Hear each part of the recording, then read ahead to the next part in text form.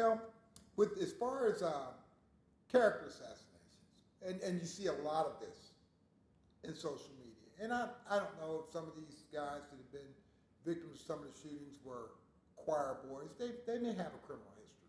You know, I'm sure if we dig enough in everybody's past, everybody's got something. But when these people become the center of a scene in this theater that seems to be playing out over and over and over again, you know, we look at the event, whether it's the murder, shooting, however we want to phrase it, that's there center stage. We see the actors. Everybody, the first thing that we find is that we got a character assassinated. We don't even know the officer's name. You usually hear the name has not been released. And I've never been through that, but I can understand that, why you would do that. I can understand that. You know, and a lot of times you'll hear we're not going to release the victim's name until we've notified the next of kin. As soon as that's done, not only do you get the victim's name, but by the next morning, the victim who's now 29, we find out at 16, he was kicked out of high school for possession of marijuana.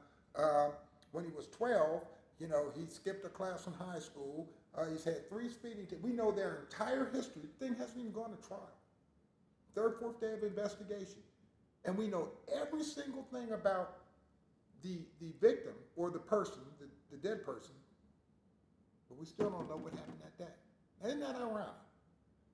We know more about the dead person and what they did in the past than we do about what happened that second. What was that person doing? That's more important to me as a citizen viewing the news or even as an officer. What you're doing to me now, for instance, if you attacked me and I said, well, I was in fear of my life, so I shot him.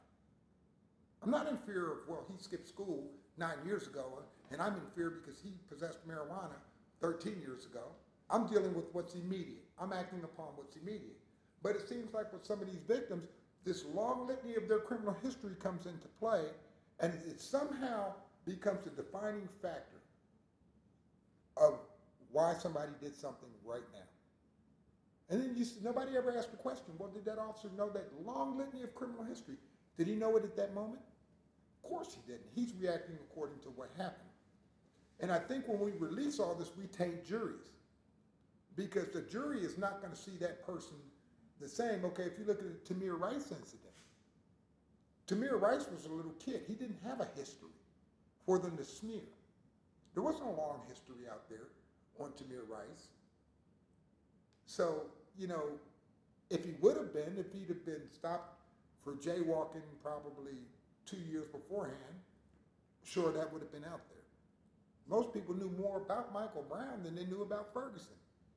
And I'm not going to condone what happened to Michael Brown was justified or not justified. Everybody's got their opinions on it. But look at how much we knew about his character, but how much did we know about the officer? So if you're gonna look at these things, if you're gonna release information on one, release information on both. If you say, well, we can't release the officer's information because it may taint the investigation.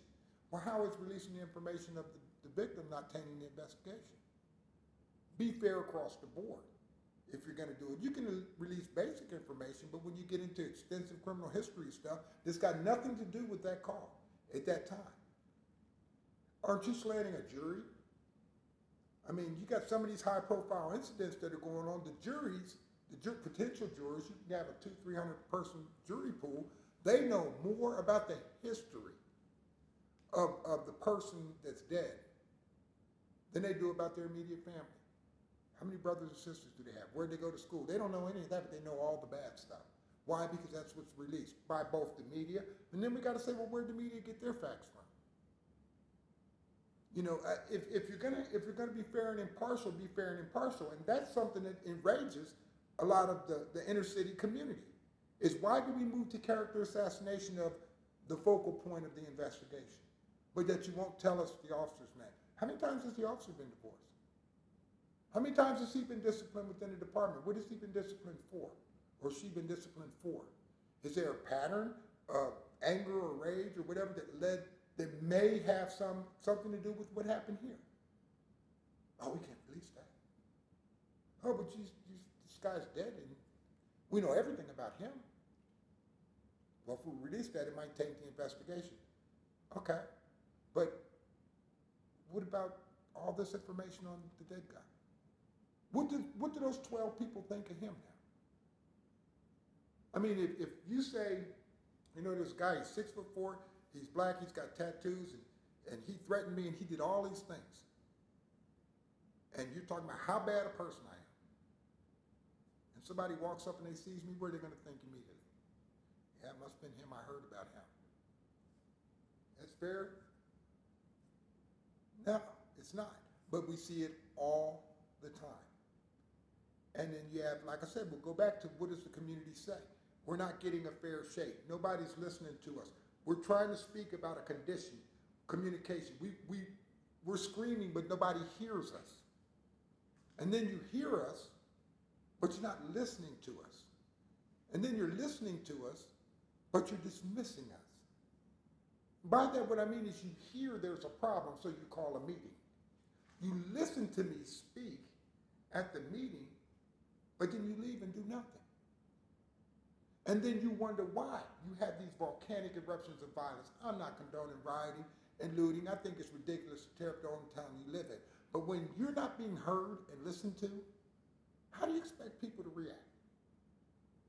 You know, the people of Baltimore that complained about all the outrage and the indiscretions within that department for years, since I was little growing up. And I grew up in Pennsylvania, but it's close enough. You hear things, and they were blown off all these years. Now the Department of Justice goes in there in 2016 and says, here's a litany of problems. And what I loved, had the chief and the mayor sitting there while they read it off. That's what you call instant accountability. And you watch both of their positions. Neither one of them could really look at the camera. They're looking down. They're twiddling their thumbs. They're nervous. Why are you nervous? Either you didn't know this was going on or you knew and did nothing. But either way, if you didn't know, why didn't you know? And if you did know and didn't do anything, why didn't you? So it doesn't matter that the mayor's black and the chief is white, both of them. How can you be in basically what was a cesspool of racism and people being picked on, and you're sitting there while the Department of Justice official reads all this off? And I'm giving credit for standing out there, because there's not a lot of people who would have had the courage to do that. They'd have set her up there on the podium by herself. But so what's your answer to it? Are you going to let the community get involved? And you never heard the blue wall of silence there. I don't know if people watched that DOJ fighting in Baltimore. You didn't hear the words blue wall of silence mentioned.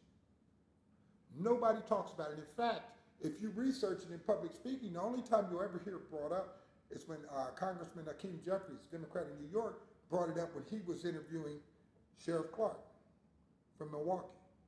And he says, I noticed today you haven't mentioned the blue wall of silence. Nobody wants to talk about that. But we want to have dialogue, and we want to have open, free community dialogue, which does exist with a lot of individual officers. Their color doesn't matter. Their officers citizens trust because that officer individually is transparent. It's not out of respect for a badge or some commitment to the subjugation of authority because this person is an authority figure.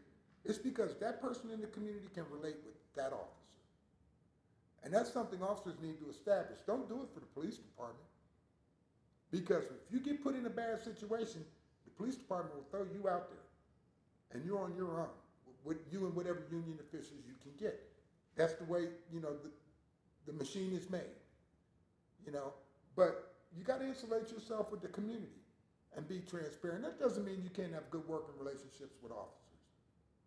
But at some point in all of this, you got to find what's your niche and are you willing to speak up and believe in what you're saying.